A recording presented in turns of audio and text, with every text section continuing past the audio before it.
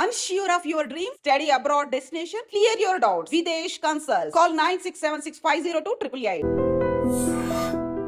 మలక్పేట శిరీష హత్య కేసులో అన్ని సంచలన విషయాలే ఏకంగా పోలీసులే వచ్చి చెప్పడం జరిగింది. ఈ కేసులో ఏం జరిగింది ఏంటి అనేసి చెప్పే ప్రయత్నం అయితే జరిగింది.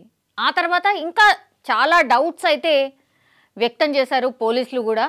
మరి శిరీషని సరే హత్య చేసిండ్రు, హత్య చేసిన తర్వాత మరి బాడీని శ్రీశైలం వరకు తీసుకెళ్దాం అనుకున్నారు. నిజంగా శ్రీశైలం వరకు తీసుకెళ్తుండేనా? శ్రీశైలం వాళ్ళ నేటివ్ ప్లేస్ అని కూడా చెప్పిండ్రు, దోమలపెంట. అక్కడ అంత్యక్రియలు చేయడానికి తీసుకుపోతున్నాం అన్నటువంటి మాట చెప్పారు. నిజంగా వీళ్ళు అంత్యక్రియలు చేస్తుండేనా, లేకపోతే బాడీని ఏమైనా మాయం చేసే ప్రయత్నం ఏమైనా చేస్తుండేనా? ఎందుకంటే ఇంటికి తీసుకుపోయినా సరే అక్కడ చుట్టుపక్కల వాళ్ళు అంత్యక్రియలు అప్పుడు అందరు చూసే అవకాశం ఉంటుంది కదా. వీళ్ళు దట్టు అంటే ఒక మతానికి సంబంధించిన వాళ్ళు, క్రిస్టియానికి సంబంధించిన వాళ్ళు కాబట్టి వాళ్ళు ఒక బాక్స్లో పెట్టేసి ఆ తర్వాత పాతి పెట్టడం ఇట్లా చేస్తారు. అంటే వాళ్ళ కార్యక్రమాలు వాళ్ళకు ఉంటాయి కాబట్టి అట్లా చేస్తూ ఉంటారు. కాబట్టి చుట్టుపక్కల వాళ్ళు కూడా మళ్ళీ చూస్తే వాళ్ళకి ఏమన్నా అనుమానం వస్తుంది. ఇట్లాంటి అన్నీ కూడా ఆలోచించుకొని మరి ఈ బాడీని ఏం చేద్దాం అనుకున్నారు ఏంది అనేది కూడా ఇంకా పోలీసులు ఇన్వెస్టిగేషన్ చేయాల్సి ఉంది. అందుకనే వీళ్ళని ఏం చేశారంటే ఫస్ట్ మీడియా ముందు ప్రవేశపెట్టిండ్రు.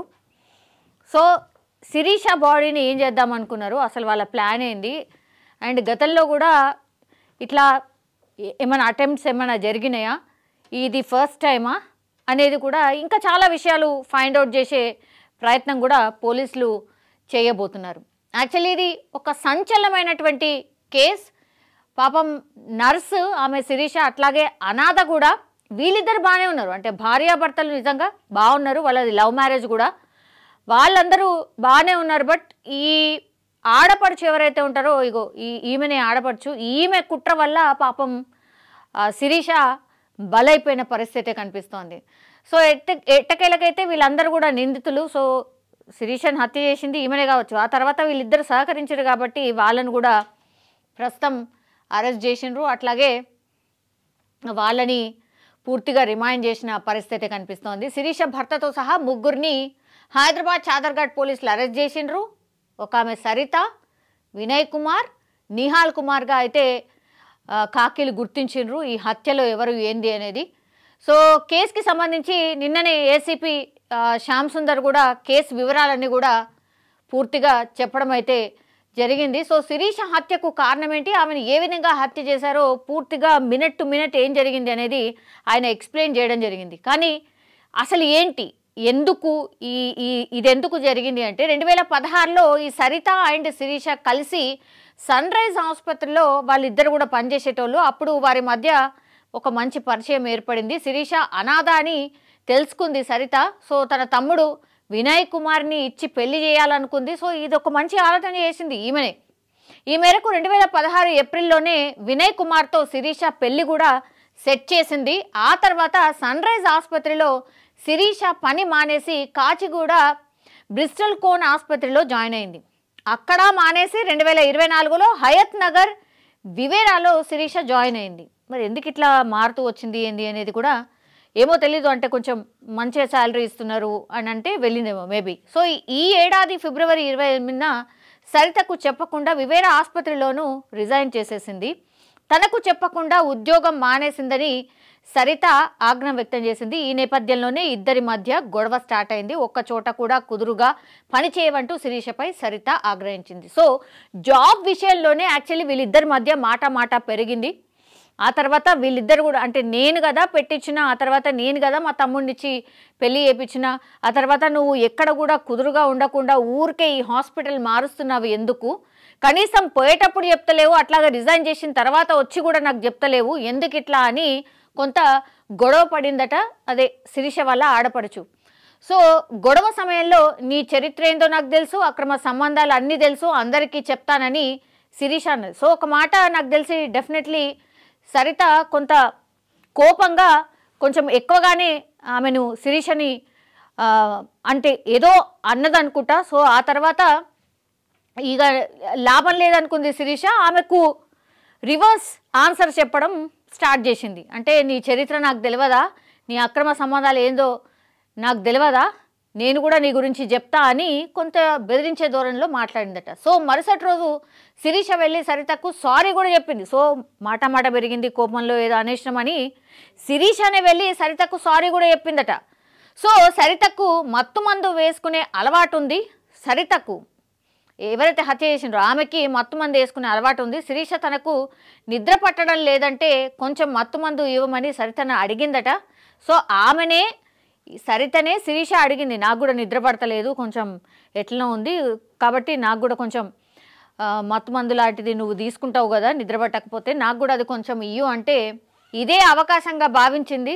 సో శిరీష తన చరిత్ర అంతా ఎక్కడ బయట పెట్టేస్తుందో నా గురించి ఇప్పుడు ఇట్లా అన్నది కాబట్టి ఇక రేపు మాపు ఎప్పుడైనా చెప్పొచ్చు, ఏదన్నా కోపంలో ఇంకేమన్నా అంటే ఎప్పుడైనా చెప్పే అవకాశం ఉంటుంది, అప్పుడు నా పరిస్థితి ఏంది అని ఆలోచించుకున్నట్టున్నది. సో వెంటనే ఏం చేసింది, మత్తు మందు డోస్ పెంచిచ్చింది శిరీషకి. మత్తు ఇంజెక్షన్ తర్వాత ఆమె అన్కాన్షియస్ అయిపోయింది. శిరీష మొహం మీద దిండు పెట్టింది, గొంతు నులిపి ఊపిరి ఆడకుండా చేసి ఆమెను హత్య చేసింది. అనంతరం ఇప్పుడు తన అక్క కొడుకు ఎవరైతే ఉంటారో ఇంట్లోనే ఉన్నాడట అక్క కొడుకు కూడా. సో నిహాల్ సహాయంతో సాక్ష్యాధారాలు తారుమారు చేసే ప్రయత్నం చేసింది. భర్త ఒకడు, ఆ తర్వాత నిహాలు. ఆయన ఎవరు అనంటే ఆమె అక్క కొడుకు అక్కడ ఇంట్లో ఉన్నాడట. అప్పుడు ఇట్లా అయింది, నేను ఇట్లా చేసినా, మరి ఏం చేయాలి, ఏంది, నువ్వు నాకు సహకరించు అని అంటే ఆయన కూడా సహకరించినట్ట. వారంతా సాధారణ మరణంగా చిత్రీకరించేందుకు ప్రయత్నించారు. So very normal death, heart attack వల్ల చనిపోయింది అని క్రియేట్ చేసే ప్రయత్నం సాయశక్తుల ప్రయత్నం చేసిర్రు. అయితే ఆ తర్వాత ఏమైంది, శిరీష మేనమామ ఫిర్యాదు చేసి మృతిపై అనుమానాలు ఉన్నాయని చెప్పిర్రు. అనుమానాస్పద మృతి కింద కేసు నమోదు చేసి దర్యాప్తు చేసిండ్రు. మృతదేహాన్ని దోమలపెంట తరలిస్తున్న సమయంలో వినయ్ కుమార్కి కాల్ చేసి అంబులెన్స్ను వెనక్కి రప్పించాం. పోస్ట్మార్టం రిపోర్ట్లో గొంతు నులిమి ఊపిరి ఆడకుండా చేసి చంపినట్టు తేలింది. ఈ మేరకు శిరీష భర్త వినయ్ కుమార్, సరిత, నిహాల్ను అదుపులోకి తీసుకొని విచారించాం. శిరీషను తానే హత్య చేసినట్టు సరిత ఒప్పుకుంది. హత్యకు ఉపయోగించిన దిండు కావచ్చు, బెడ్షీట్ కావచ్చు, వాటన్నిటినీ సీజ్ చేశామని ఏసీపీ శ్యామ్ సుందర్ తెలియజేశారు.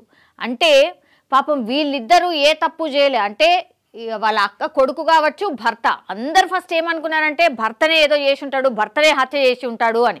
కానీ అక్క మీద ఉన్నటువంటి ప్రేమతో భార్యను చంపినా కూడా ఈ మృతదేహం మాయం చేద్దాము అన్న దాంట్లో సహకరించిండు.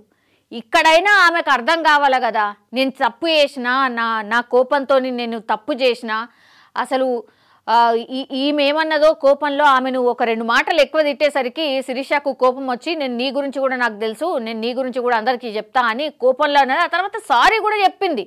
కానీ అయినా కూడా ఈమె ఎక్కడో ఆమెకు అనిపించింది, డెఫినెట్లీ ఇది రేపో మాపో ఎప్పుడైనా సరే మళ్ళీ ఇట్లాంటి సందర్భం రాకపోతుందా, మళ్ళీ ఈమె వెళ్ళి ఎక్కడైనా చెప్తే ఇక నా పరిస్థితి ఏంది అని భయపడిపోయింది. అట్లా అడ్డు తొలగించుకుందామని అనుకుంది. మత్తు మందు ఇచ్చింది. బికాజ్ వీళ్ళందరూ కూడా నర్స్ అండ్ హాస్పిటల్ వృత్తిలో ఉన్నారు కాబట్టి. ఇది కూడా మళ్ళా ఆ డోస్ కూడా ఏంటంటే అనెస్థీషియా డాక్టర్స్ మాత్రమే వాడాలట. మరి అది బయటకు ఎట్లా వచ్చింది ఏంది అనేది కూడా ఇప్పుడు ఎంక్వైరీ చేస్తున్న సిచ్యువేషన్.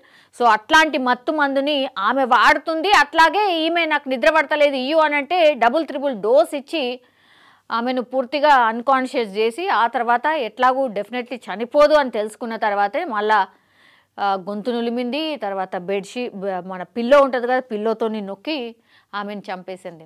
సో ఎట్లా ఎస్కేప్ అవుదాం అనుకున్నారో ఏందో తెలియదు. కానీ ఇక్కడ ఒకటి యాక్చువల్లీ శిరీషని తొందరగా శ్రీశైలం తరలించేసేయాలి, వీళ్ళెవ్వరు రాకుండా. శిరీషకు సంబంధించిన ఆమె అనాథనే, బట్ ఆమెకు అక్కలున్నారు, అట్లాగే మేనమామ ఉన్నాడు. వాళ్ళకి ఎక్కడో అనుమానం వచ్చింది, అదేంటి మేము రాకుండానే శిరీషను తీసుకెళ్ళి వాళ్ళందరూ కూడా పూర్తిగా అంత్యక్రియలు చేస్తాము అనుకోవడం ఏంది, ఇక్కడే అనుమానం వచ్చింది. అందుకని వీళ్ళంతా ఫాలోఅప్ చేసి